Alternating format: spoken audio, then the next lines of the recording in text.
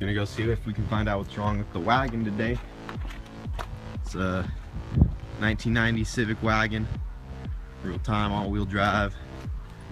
I was going down the highway and the motor just stopped, just kind of cut out and started backfiring. Left it in gear, would not come back on.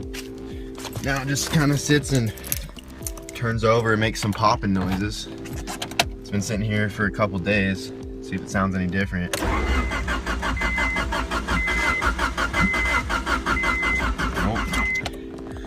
Doesn't even sound like it wants to start.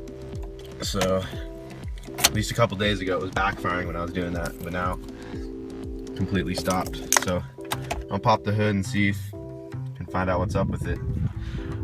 Alright, so here I am under the hood, and I can hear the fuel pump come on when I turn the key into the on position, so I'm assuming it's not a fuel problem. So I know a common problem on these Hondas is that the screw on the rotor can actually fall off in the distributor. That would sound like a lot like what's going on with this one right here. So I went ahead and pulled the 3 bolts off, holding the distributor cap on, which are right there, and right there. And just remember where your spark plug wires go if you need to pull those off. And when first glance at the rotor, is very loose, and in fact I can actually just pull that off. And that's not supposed to be like that. There's supposed to be a screw right there holding this little guy in position, but that fell off and I have no idea where it went.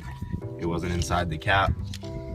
It freaking is gone. So I'm gonna have to get another screw, and hopefully that should be it. I mean, that was a pretty simple fix, but yeah. I'll be right back, go get a screw, make sure that that's what the problem is, and I'll fire it up. Alright, so I just got back from the hardware store, got the rotor back on there, got a screw in there, and the screw is a M4-.70 metric, in case anyone's wondering. Nice and solid. I did forget to put this plastic piece back on, and you don't really need it, but it'd be a good idea. It's just like a dust cover or something. So I'm gonna go ahead and put that back on. And I did also put a drop of Loctite on there, keep that screw from falling out again. So once I get this cover back on, I'm gonna put the cap back on, put the wires back in, and fire it up. Another thing I realized I should probably mention is that you don't need to worry about the timing when you put the rotor back on, because the screw can only go in one way, and you're probably gonna have to turn the motor over to get it where you want it. And I found out that getting it facing the front of the car right there is the best way to get a screwdriver in there and get it as tight as you can. So yeah, thought I'd mention that real quick too.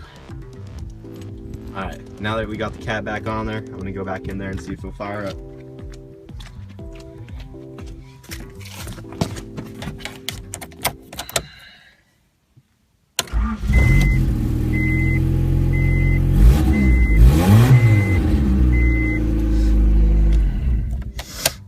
Alright, so that was pretty simple. So this should apply to anything with a D16 in it, from 88 to 91, Civics or CRXs, anything like that. And I really hope this video helps someone out. So yeah, thanks for watching.